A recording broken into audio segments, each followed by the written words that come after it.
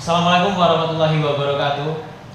Selamat siang, Om Santi Om Namo Buddhaya, salam kebajikan. Kembali lagi di podcast Sang Juara SMP Negeri 1 Celuring. Tepuk tangan dulu. Nah, hari ini teman-teman kita sudah didampingi lagi. Kita kedatangan tamu lagi dari orang-orang yang spesial, dari tamu yang datang dari jauh, tepatnya dari Kabupaten Bantul. Jadi kabupaten yang terkenal dengan pantai yang cukup indah, Pantai Parangtritis. Juga kabupaten yang selama ini mencetak seniman-seniman yang luar biasa dari isi Yogyakarta, gitu ya. Jadi di sini telah bersama dengan kita Bapak Sugianta dari MKKS SMP Bantul. Selamat siang Bapak. Assalamualaikum. Setelah itu ada Ibu Sekdin, Ibu Titik Sunarti Widyaningsih. Ya, assalamualaikum. Selanjutnya ada Ibu Kabid, Ibu Retno Yuli Astuti. Ya, selamat siang. Dan juga kita didampingi dengan Bapak Agus Safi'i. Ya, selamat siang Mas. Dan juga Bunda Sri Wahyudi. Siap, selamat siang. Sebelumnya saya juga memperkenalkan diri Bapak Ibu. Saya Fahmi. Nama saya Fahmi, saya adalah guru di SMP Negeri 1 Celuring yang juga mengkoordinatori soal podcast hari ini. Okay. Sebelum kita masuk ke topik yang lebih dalam, yang membahas mengenai inspirasi kenapa kok Bapak Ibu melakukan perjalanan sangat jauh mengambil kitab suci Ke ujung timur. mencari inspirasi ya. Sebelumnya saya mau tanya kepada Bapak Ibu, apakah ini kunjungan pertama yang dilakukan oleh Bapak Ibu ke Banyuwangi? Ya, kalau saya ini kedua. Jadi tahun 2022 itu saya ke sini, tapi dalam rangka studi lapangan STULA dengan lokus di pemerintah daerah Banyuwangi, yaitu untuk pelatihan kepemimpinan administrator saat itu. Covid ya, pas Covid. Tahun 2022 itu pasca. 22. Ya. Pasca Covid. Ya, kami di 3 titik dulu itu di Dinas Pertanian, Dinas Pariwisata, satu lagi Dinas Kesehatan kalau nggak salah. Jadi lokusnya di situ. Ya, mengapa pilihan dulu itu karena di sini banyak inovasi. Dulu terkenal inovasinya banyak sekali dari Kabupaten Banyuwangi itu, sehingga kita dari para pejabat administrator itu wajib tahu apa atau yang sudah dilakukan pemerintah daerah Kabupaten Banyuwangi. Ya. Jadi sudah pernah mengunjungi Kabupaten Banyuwangi dan kembali gitu nggih. Iya. Ada pepatah nggih Bunda Titi nggih? Siapa ke Banyuwangi Pasti kembali. Insya Kalau Allah. yang pertama berarti nanti pasti ada kembali lagi. Iya. Insya Allah. Nggih, kalau begitu saya coba mau tanya ke Pak Sugianta nggih. Mungkin ke Ibu Retno juga. Boleh, siap. Sewaktu memproses kira-kira mau kemana kita akan mencari inspirasi ini gitu Bapak Ibu, kok bisa terpikir ke Banyuwangi ngoten, dan khususnya mungkin ke SMP 1 Celuring gitu, monggo bisa diceritakan. Ya, pada awalnya itu kami mau ke Makassar, tapi setelah dihitung-hitung lihat budget, kemudian juga pemerintahan itu ada efisiensi, maka kita juga menyesuaikan. Kemudian setelah itu kita adakan polling mau Jakarta atau ke Banyuwangi, kita kasih 2 pilihan. Akhirnya teman-teman mayoritas milih ke Banyuwangi. Oke. Itu untuk saya ke Banyuwangi secara untuk kunjungan baru kali ini, dan sebelumnya kami sudah mendapatkan informasi dari saudara dan anak kami yang melakukan kunjungan, ya banyak yang wisata di Banyuwangi ini. Kemudian kalau biasanya kami mengantarkan anak-anak itu hanya lewat di Ketapang saja ya untuk menyeberang ke Bali. Biasanya kan anak-anak dari Bantul itu banyak studi wisatanya ke sana, kan hanya di situ. Maka kemudian kenapa itu? Maka kami diberi nomor Pak Kepala Ketua MKKS, nah, kemudian Pak Ali itu menyarankan fokusnya ke SMP 1 Celuring begitu. Jadi dan alhamdulillah dari tadi yang sudah disampaikan oleh Bu Titin, ya kami tidak salah untuk memilih di SMP 1 Ciluring. Ya, jangan. Enggak salah, ini yang paling pokok nih, enggak salah. Nanti mungkin bisa disebarkan informasi baiknya mengenai Banyuwangi dan SMP 1 Ciluring, ngoten nggih? Iya. Dan saya tambahkan lagi, tidak hanya sekolahnya tapi kebijakan pemerintah Iya. daerahnya juga luar biasa. Saya tadi banyak belajar dari Pak Alfian itu, ternyata di sini ini sekolah itu terlibat dalam berbagai sektor, tidak Ya, terjadi ego sektoral. Ya, Misalnya bukan hanya di stunting pendidikan, ya, stunting itu juga tidak hanya dinas kesehatan tapi sekolah juga terlibat. Kemudian untuk DLH juga sekolah terlibat, bahkan sampai Berbanyuwangi berbagi itu juga sekolah terlibat. Artinya sekolah ini menjadi bagian besar juga dari pemerintah Kabupaten Banyuwangi. Itu yang luar biasa ilmu yang saya dapatkan. Nggih. Ibu Retno mungkin ada yang mau ditambahkan? Ya, iya, saya aja karena memang apa yang disampaikan oleh Pak selaku Ketua MKKS ini mesti akan selalu berkoordinasi dengan kami. Kemudian ketika tadi disampaikan ada pilihan lain Ibu untuk melakukan kunjungan, diatur saja, pokoknya yang penting ini adalah studi inspirasi. Jadi nanti inspirasi itu tidak harus selalu yang mempunyai jauh atau berbiaya mahal dan sebagainya. Dan ternyata saya juga saya itu juga tergerak gitu. Lama sekali saya tidak ke Bali gitu ya. Lama sekali tidak ke Bali lewat Ketapang gitu. Yang selalu saya pikirkan adalah kenapa ini Banyuwangi yang gitu ya. Yang wangi yang mana? Ternyata saya menemukan sekolah yang benar-benar masih terasa sekolah, artinya sekolah ini masih 6 hari kerja. Itu menjadi catatan kami. Sebetulnya ini menjadi akan sangat leluasa untuk membina karakter siswa dan berbagai kebijakan-kebijakan yang ada. Dan inovasinya sangat luar biasa, dan yang jelas saya sangat senang sekali bisa berkunjung ke SMP 1 Ciluring gitu ya. Dan apa yang membuat saya itu terheran-heran ini, maksudnya saya itu juga agak heran. Saya menjadi kepala sekolah itu di tahun 2013. Saya tanya ini tadi di Taman Sawit ini ditanamnya di tahun 2013. Berarti setelah 13 juga gitu. Saya berpikir seandainya saya belakang waktu itu dulu ya, menanam sudah menjadi itu. taman sawit begitu ya. Wah.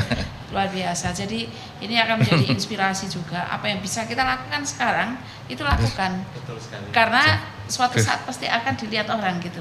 Sama ketika kita juga berkunjung ke Dejawatan gitu ya.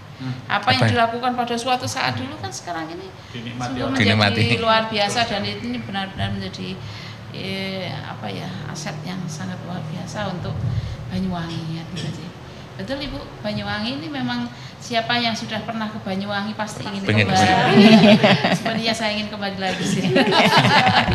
Jangan lupa hubungi kami. Kami siap untuk menerima kembali. Siap-siap. Itu juga kalau misalkan kami ke Bantul barangkali.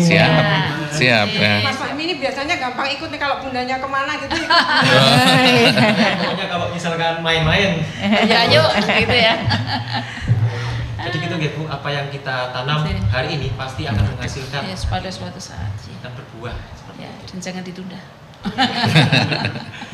Kemudian saya mau tanya ke Pak Agus. Ya. Nah, setelah mendapatkan konfirmasi kalau misalkan dari Kabupaten Bantul mau ke Banyuwangi, Pak. Ya. Setelah itu kok bisa melihat SMP 1 Ciluring ini sebagai destinasi yang baik? Mungkin bisa dijelaskan. Baik, yang pertama Mas, kita di MKKS kan kebetulan saya panggil Mbak ya, Mbak Titin ini kan ada di tim kita yang memanajemen MKKS selama ini gitu ya. Dan konsep-konsepnya sangat luar biasa sehingga kita kolaborasikan, sehingga di MKKS pun itu apa yang digagas oleh teman-teman di dalamnya itu kita wujudkan dalam bentuk program-program kerja, sehingga semuanya juga berbasis teknologi ya, berbasis digital, berbasis IT. Karena apa? wilayah kita kan terluas se-Jawa Timur. Iya. Sehingga teman-teman di SMP 3 Pesanggara tadi misalnya kalau kepingin melihat program kerja kita karena mereka mungkin jarang ikut MKKS, itu tinggal buka website kita, Bu. Programnya apa, kegiatannya apa. Kalau kangen mereka itu biasanya kontak-kontak, tinggal melihat data-data di sana. Itu contoh. Sehingga ketika kita misalnya kerjasama dengan MKKS Jakarta waktu itu, apa yang dihasilkan dalam konteks komunitas belajar itu juga bisa dinikmati oleh kawan-kawan SMP negeri se-kabupaten. Karena jaraknya luar biasa. Itu yang memotong tempat jauh menjadi dekat dengan program kita. Itu. Dan celuring kenapa kita juga arahkan? Ketua tadi kan mengarahkan lewat pagi ya, Mas Ali kan mengarahkan celuring karena lebih nyaman ya, di samping dekat dengan wilayah-wilayah yang mau dikunjungi, kita kan komunikasinya mau kemana, Pulau Merah. Gitu. Sahabat kami juga ada di SMP 3 Banyuwangi. Jadi kemarin ketika MKKS dari luar itu datang, itu lokusnya kita ganti-ganti. Biasanya yang wilayah utara yang mau digagas itu kita arahkan ke SMP 3 Banyuwangi. Mungkin juga Ibu Sekjen sudah kenal karena juga mungkin bagian waktu dikunjungi. Seperti itu Mas Fahmi. Jadi kita punya banyak sekolah yang luar biasa di Banyuwangi ini yang bisa menjadi patron ya. Nah, karena 73 itu pasti ada grade masing-masing dan masing-masing itu punya spesifikasi yang luar biasa. Mudah-mudahan teman-teman khususnya dari MKKS, karena beliaunya juga dulu ketua MKKS kan, itu betul-betul menerima sesuatu yang bisa dilanjutkan di sana. ATM-nya itu kami sangat perlukan sehingga suatu hari apa yang ada di sana boleh diklaim oleh mereka, tetapi kami ikut bangga. Dan inilah Indonesia, kira-kira begitu ya. Gitu Mas Pak. Jadi di MKKS itu juga ada program yang bisa dilihat orang tanpa perlu harus datang gitu ya Pak? Betul. Luar biasa. Jadi kalau misalkan untuk ATM tadi bisa lebih mudah gitu dengan adanya teknologi. Dengan akses website kita ya, website MKKS. Insya Allah semuanya sudah ada di situ, termasuk best practice-nya teman-teman KS itu semuanya sudah bisa diakses di situ. Luar biasa sekali, tepuk tangan dulu. Kemudian untuk Bunda Titin, mengenai inovasi yang ada di SMP 1 Celuring, menurut Ibu Bunda Titin, kira-kira apa yang mungkin bisa sangat berdampak gitu bagi teman-teman SMP atau MKKS yang ada di Bantul khususnya? Ya, terima kasih. Mohon izin ini sebelumnya saya ucapkan terima kasih sekali Dinas Pendidikan Dispora ya, Dispendikpora dari Kabupaten Bantul berkenan hadir ke Banyuwangi, berkenan rawuh ke SMP 1 Celuring ini begitu. Nah, terkait dengan inovasi-inovasi Mas Fahmi, saya rasa semuanya itu bisa dijadikan inspirasi untuk pengembangannya di daerah manapun gitu. Karena kan memang inovasi-inovasi yang ada di sekolah ini intinya merupakan solusi-solusi dari pemecahan masalah yang berbasis data, baik itu data dari rapor pendidikan, data dari hasil refleksi yang respondennya adalah orang tua, siswa, ayah bunda guru. Karena kita memang benar-benar menjadikan refleksi ini sebagai budaya untuk memperbaiki gitu kan. Seperti Bunda Retno tadi menyampaikan jangan pernah menunda gitu kan. Kita juga seperti itu. Jadi kita berkomitmen di sekolah ini bahwa kita jangan menunda apapun itu, sesederhana apapun itu, sekecil apapun itu. Karena apa? Sejarah itu tidak ada yang bisa ditunda, kan begitu ya. Ada kalanya sejarah itu nanti kita tidak pernah melihatnya sebagai satu capaian, tetapi sejarah yang kita ciptakan hari ini siapa tahu nanti sekian tahun yang akan datang itu bisa dinikmati oleh orang lain, nggak tahu itu siapa, anak cucu kita atau siapa, begitu. Jadi inovasi-inovasi yang ada di sekolah ini banyak sebetulnya, ada sekitar 22 inovasi. Karena kan permasalahannya juga banyak, sehingga semua kita selesaikan dengan inovasi. Tetapi tadi yang saya paparkan itu hanya 7 Mas Fahmi, karena juga keterbatasan waktu, dan 7 itu yang memang benar-benar terkait dengan implementasi pembelajaran mendalam gitu ya, baik itu terkait dengan kolaborasi di dalam proses pembelajaran, kemudian implementasinya di dalam kelas itu juga seperti apa, semuanya sudah kita paparkan tadi. Dan ini teman-teman sebagian juga masih observasi di fasilitas-fasilitas pembelajaran yang ada di sekolah kita ini. Mungkin yang sedikit beda dari Kabupaten Bantul mungkin keberadaan Ijen Geopark Learning Center. Oh iya. Nanti mungkin kita bisa sebelum kembali ke kantin kita bisa sejenak menengok, di sana juga masih ada duta-dutanya. Begitu Mas Fahmi, harapan saya sih karena kita sudah bersama-sama, Mas Fahmi juga tim gitu, tenaga muda handalan. Besok ini sarjana teater.